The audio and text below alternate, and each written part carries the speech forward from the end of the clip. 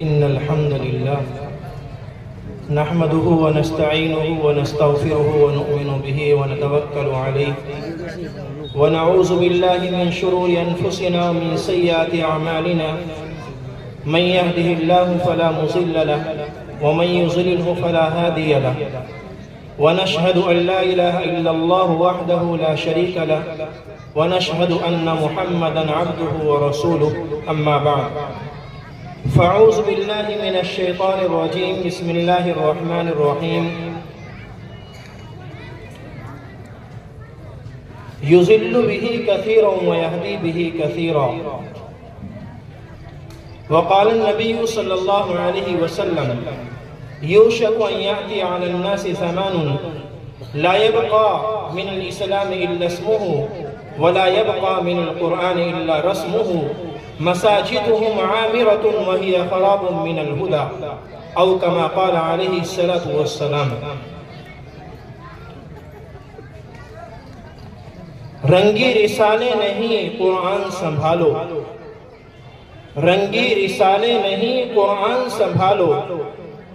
میدان میں لڑنا ہے تو ایمان سنبھالو، بزدل ہو تو نکل جاؤ لشکر سے ہمارے، بزدل ہو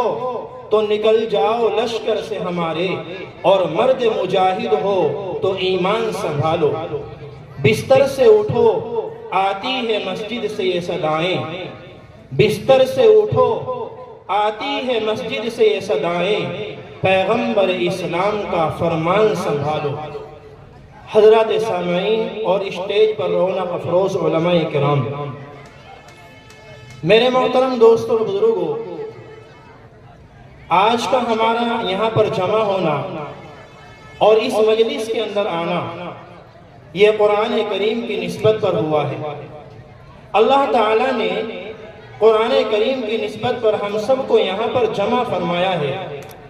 قرآن کی نسبت کیا ہے ہم اس کا اندازہ نہیں لگا سکتے ہیں۔ اللہ تعالیٰ نے قرآن کی نسبت کو کتنا عظیم کر کے بیان کیا ہے، اور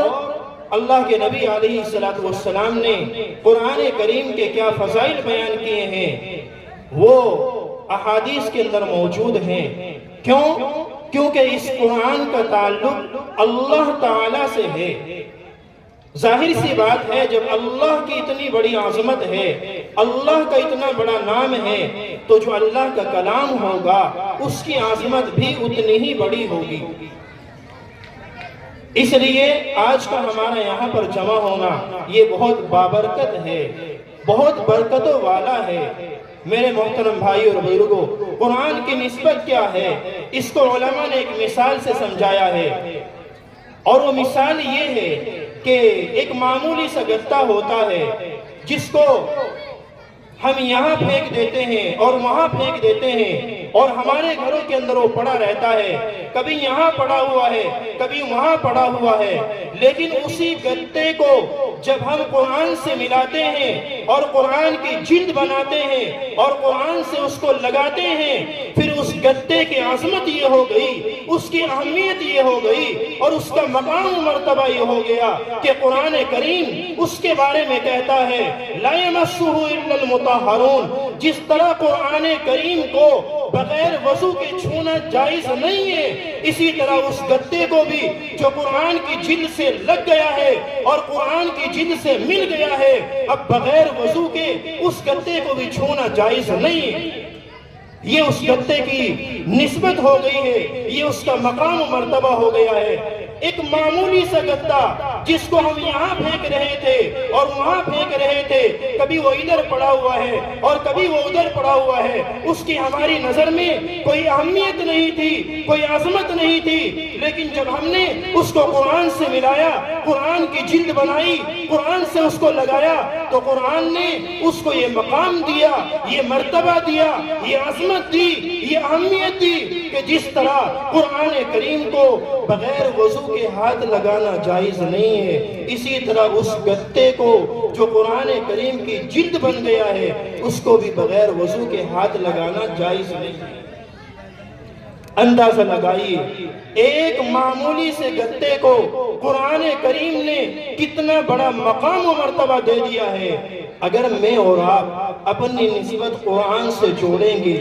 اور قرآن کریم کو اپنے سینوں میں محفوظ کریں گے اور قرآن کریم کو اپنی زندگی میں اتاریں گے اور قرآن کریم کو اپنے بچوں کے دلوں کے اندر اتاریں گے، ان کے سینوں کے اندر اتاریں گے، ان کو حافظ قرآن بنائیں گے، ان کو قاری قرآن بنائیں گے اور ان کو عالم قرآن بنائیں گے، تو اندازہ لگائیے کہ ہمارے اس بچے کا مقام کیا ہوگا۔ اور ہم جو اس بچے کو حافظ قرآن بنا رہے ہیں، قاری قرآن بنا رہے ہیں اور عالم قرآن بنا رہے ہیں، ہمارا مقام و مرتبہ کیا ہوگا۔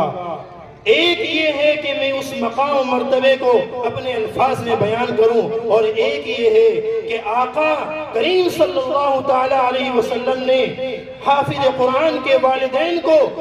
جو مقام و مرتبہ اللہ کے نبی نے عطا فرمایا، اور حضور علیہ السلام نے حافظ قرآن کے والدین کا جو مقام و مرتبہ بیان کیا ہے، ایک یہ ہے کہ میں اس کو بیان کروں۔ وہ مقام و مرتبہ کیا ہے؟ آقا نے فرمایا من قرأ القرآن وعمل بما فيه البس والداه تاجا يوم القيامة زوه احسن من زو الشمس في بيوت الدنيا لو كانت فيكم فما ظنكم بالذي عمل بهذا۔ حضور نے فرمایا جو آدمی قرآن کریم کو پڑھتا ہے، قرآن کریم پر عمل کرتا ہے، قرآن کو اپنی زندگی میں اتارتا ہے اور قرآن کو اپنی زندگی کے لیے اور اپنی حیات کے لیے وہ نمونہ بناتا ہے، آقا نے فرمایا کہ اس کے والدین کا مقام مرتبہ کیا ہوگا۔ اللہ کے نبی علیہ السلام نے فرمایا کل قیامت کے دن اس حافظ قرآن کے والدین کو ایسا تاج پہنایا جائے گا اور ایسا لباس پہنایا جائے گا کہ جس کی روشنی کے سامنے اس سورج کی روشنی ماند پڑ جائے گی اور پھیکی پڑ جائے گی۔ اتنا خوبصورت تاج حافظ قرآن کے، قاری قرآن کے، عالم قرآن کے والدین کو پہنا جائے گا کل قیامت کے دن۔ حضور نے فرمایا جب اس کے والدین کا اتنا مقام ہوگا، اتنا مرتبہ ہوگا، اتنی بڑی اہمیت ہوگی، اتنی عظمت ہوگی، تو اندازہ لگائیے کہ جس آدمی نے قرآن کو اپنے سینے میں محفوظ کیا ہے، اپنے دل کے اندر اتارا ہے، اپنی زندگی کو اس کے لیے کھپایا ہے اور اپنے دن اور رات اس کے لیے لگائے ہیں، اندازہ لگائیے اس حافظ قرآن کا خود کا مقام و مرتبہ کیا ہوگا۔ حضور نے فرمایا فما ظنکم بالذی عمل بہذا، اگر والدین کے ساتھ یہ برتاؤ کیا جائے گا، یہ معاملہ کیا جائے گا، ان کو اتنی عزت دی جائے گی، احترام دیا جائے گا، ان کی تعظیم اور تکریم ہوگی، تو جو حافظ قرآن ہے خود اس کا مقام مرتبہ کیا ہوگا، خود ہی اندازہ لگا لو۔ حضور نے فرمایا اور وہ مقام مرتبہ کیا ہے؟ اللہ کے نبی علیہ السلام نے دوسری حدیث کے اندر اس کو بیان فرمایا۔ کیا فرمایا آقا نے؟ یقال لصاحب القرآن اقرأ وارتقی ورتل کما کنت ترتل فی الدنیا فإن منزلک عند آخر آیت تقرأها، کہ کل قیامت کے دن تمام انبیاء کے سامنے، اولیاء کے سامنے، صحابہ کے سامنے، محدثین کے سامنے، مفکرین کے سامنے، مفتیان کے سامنے، علماء کے سامنے اور تمام امت کی موجودگی میں، سارے لوگوں کی موجودگی میں ایک حافظ قرآن کو کہا جائے گا اے حافظ قرآن، تو نے اپنی زندگی کو لگا کر اور اپنی زندگی کو کھپا کر جو قرآن کریم حفظ کیا ہے، اب تیرا مقام و مرتبہ کیا ہے؟ وہ یہ ہے کہ ایک ایک آیت کو پڑھتے جاؤ اور جنت کے درجوں پر چڑھتے جاؤ۔ تمہارا مقام و مرتبہ وہ ہوگا، تمہاری اہمیت وہ ہوگی، تمہاری عظمت وہ ہوگی، تمہارا ٹھکانہ وہ ہوگا کہ جہاں قرآن کریم کی آخری آیت ہوگی وہی تیرا مقام و مرتبہ ہوگا۔ قرآن کریم کی 6666 آیتیں ہیں تقریباً، جہاں آخری آیت ہوگی وہ اس حافظ قرآن کا مقام و مرتبہ ہوگا۔ میرے بھائیوں کتنا عظیم اور مقام مرتبہ ہوگا اس حافظ قرآن کا کہ جس نے قرآن کو اپنے سینے کے اندر محفوظ کیا ہے اور قرآن کو اپنے دل کے اندر اتارا ہے۔ آج ہم حافظ قرآن کو، قاری قرآن کو، عالم قرآن کو معمولی سمجھتے ہیں اور ہم یہ کہتے ہیں اگر یہ حافظ بن گیا، یہ قاری بن گیا اور یہ عالم بن گیا تو یہ ہمیں کیا دے گا؟ اس کی خود کی تنخواہ 8,000 ہوگی، 7,000 ہوگی، 10,000 ہوگی، اس کا خود کا گزارا نہیں ہوگا تو یہ ہمیں اس تنخواہ میں سے کیا دے گا اور یہ ہماری ترقی کے لیے کیسے ذریعہ و سبب بن سکتا؟ میرے بھائیوں، ہم اس کو طعن و تشنیع کرتے ہیں، اس کو برا بھلا کہتے ہیں اور ہم یہ سمجھتے ہیں کہ جیسے اس دنیا کے اندر اس کی کوئی اہمیت نہیں ہے، اس کا مقام و مرتبہ نہیں ہے، آخرت میں بھی اس کا مقام و مرتبہ نہیں ہوگا۔ نہیں، ایسا نہیں ہے۔ کیا فرمایا آقا نے؟ حضور علیہ السلام نے فرمایا ایسے 10 آدمی جن پر جہنم واجب ہو چکی ہوگی، اللہ تبارک و تعالی ایک حافظ قرآن کو بلائیں گے اور اس سے یہ کہیں گے اے حافظ قرآن، یہ 10 آدمی ایسے ہیں جن پر میں نے جہنم واجب کر دی ہے، یہ تمہارے گاؤں کے رہنے والے ہیں، یہ تمہاری بستی کے رہنے والے ہیں، یہ تمہارے علاقے کے رہنے والے ہیں، میں نے ان کے گناہوں کی وجہ سے ان پر جہنم واجب کر دی تھی، لیکن میں تمہیں یہ اجازت دے رہا ہوں اور تمہیں یہ اختیار دے رہا ہوں کیونکہ تم نے میرے کلام کو، میرے قرآن کو اپنے سینے کے اندر محفوظ کیا ہے۔ اے حافظ قرآن، میں تمہیں یہ اختیار دے رہا ہوں، ان 10 کے 10 کا ہاتھ پکڑو اور ان کو جنت کے اندر داخل کر دو۔ میرے بھائیوں، کتنا بڑا مقام و مرتبہ ہے حافظ قرآن کو، ان علماء کو، ان قراء کو معمولی نہ سمجھیے، یہ اللہ کے برگزیدہ بندے ہیں، یہ اللہ کے نیک بندے ہیں۔ ہاں، قرآن کو اپنے سینے سے لگائیے، قرآن کو اپنی زندگی کے اندر داخل کیجئے، قرآن کو اپنا اخلاق بنائیے، قرآن کو اپنے کردار کے اندر داخل کیجئے۔ نبی علیہ السلام اخلاق پر ہمیں چھوڑ کر گئے ہیں، جس کردار پر ہمیں چھوڑ کر گئے ہیں، جس نہج پر ہمیں چھوڑ کر گئے ہیں، جس طریقے پر ہمیں چھوڑ کر گئے ہیں، اس زندگی کو، ان اخلاق کو، ان کردار کو اپنی زندگی کے اندر اتاریے، پھر دیکھیے کہ ہماری دنیا بھی کامیاب ہو جائے گی اور ہماری آخرت بھی کامیاب ہو جائے گی۔ صحابہ کے بارے میں آتا ہے کہ اللہ کے نبی علیہ السلام نے قرآن کریم کی صحابہ کے اندر اتنی اہمیت پیدا کی تھی، اتنی عظمت پیدا کی تھی، قرآن کریم ان کا نقشہ کھینچتا ہے۔ وَإِذَا سَمِعُوا مَا أُنزِلَ إِلَى الرَّسُولِ تَرَىٰ أَعْيُنَهُمْ تَفِيضُ مِنَ الدَّمْعِ مِمَّا عَرَفُوا مِنَ الْحَقِّ۔ صحابہ کی حالت یہ ہو گئی تھی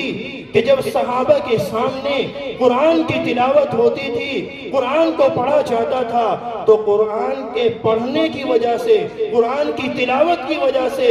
ان کی آنکھوں سے آنسوں کی لڑیاں جاری ہو جایا کرتی تھی۔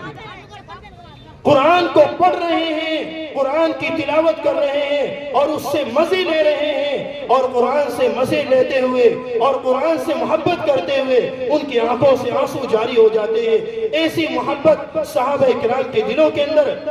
اللہ تبارک و تعالیٰ نے اور اللہ کے حبیب صلی اللہ علیہ وسلم نے پیدا کر دی تھی۔ کیسی محبت! صحابی رسول ہیں ابی بن کعب رضی اللہ تعالیٰ عنہ، اللہ کے نبی علیہ السلام نے پیغام بھجوایا ابی بن کعب کو بلاؤ۔ ابی بن کعب تشریف لائے، اللہ کے نبی نے فرمایا ابی بن کعب قرآن کریم کی تلاوت کرو، میں تمہاری تلاوت کو سننا چاہتا ہوں۔ حضرت ابی بن کعب نے کہا اللہ کے نبی، آپ پر تو قرآن نازل ہوا ہے، آپ تو صاحب وحی ہیں، آپ تو صاحب قرآن ہیں، میں بھلا کیسے آپ کو قرآن کریم پڑھ کر سناؤں؟ حضور نے فرمایا نہیں، 7ویں آسمان سے اور عرش سے اور جبریل کے ذریعے مجھے یہی حکم ہوا ہے کہ ابی بن کعب کو بلاؤ اور ان سے یہ کہو کہ وہ قرآن کریم کی تلاوت کرے، اللہ کا حکم یہی ہے۔ حضرت ابی بن کعب نے کہا اللہ کے نبی، کیا اللہ تعالیٰ نے میرا نام لے کر کہا ہے کہ ابی بن کعب سے قرآن کی تلاوت کراؤ؟ حضور نے فرمایا کہ ہاں ابی بن کعب تمہارا نام لے کر اللہ نے فرمایا ہے ابی بن کعب کو بلاؤ، اے محمد ابی بن کعب کو بلاؤ اور ان سے کہو کہ وہ سورۃ البینہ کی تلاوت کرے۔ میرے محبوب جب ابی بن کعب تلاوت کرے اور قرآن کریم کو پڑھے تم بھی سننا، اور میں خدا بھی ساتویں آسمان پر اس کی تلاوت کو سننا چاہتا ہوں۔ اندازہ لگائیے کیسی محبت ہوگی قرآن سے، کیسا عشق ہوگا قرآن کریم سے، اور کیسا لگاؤ ہوگا قرآن سے کہ ساتویں آسمان سے اور عرش کے اوپر سے صحابی رسول ابی بن کعب کے لیے پیغام آ رہا ہے کہ ابی بن کعب سے کہو کہ وہ قرآن پڑھے۔ میرے محبوب تم بھی سننا اور میں بھی ابی بن کعب کی تلاوت کو سننا چاہتا ہوں۔ اس لیے میرے بھائیوں قرآن کو اپنی زندگی کے اندر داخل کیجئے۔ سادہ بولنا یہ گستاخی ہوگا۔ ہمارے بڑے اکابر اور اساتذہ یہاں پر موجود ہیں، ان کی موجودگی کے اندر زیادہ بات کرنا یہ گستاخی ہوگا۔ اس لیے بس میری درخواست یہی ہے، خود بھی قرآن کو پڑھیے، قرآن کو اپنی زندگی میں داخل کیجئے، قرآن کی تلاوت کیجئے اور اپنے بچوں کو بھی قرآن سکھائیے، اپنے بچوں کو بھی قرآن پڑھائیے، ان کی زندگی کے اندر، ان کے دلوں کے اندر اور ان کے سینے کے اندر بھی قرآن اتاریے۔ یہی میری اور آپ کی کامیابی کا ذریعہ ہے۔ اگر میرے اور آپ کے سینے میں، میرے اور آپ کے دل میں قرآن کریم اتر جاتا ہے، اللہ کی قسم یہ میری اور آپ کی کامیابی کا ذریعہ ہے۔ میں اور آپ دنیا کے اندر بھی کامیاب ہو جائیں گے اور آخرت کے اندر بھی کامیاب ہو جائیں گے۔ اللہ تبارک و تعالی مجھے اور آپ کو ان چند باتوں پر عمل کرنے کی توفیق عطا فرمائے۔ وآخر دعوانا ان الحمدللہ رب العالمین۔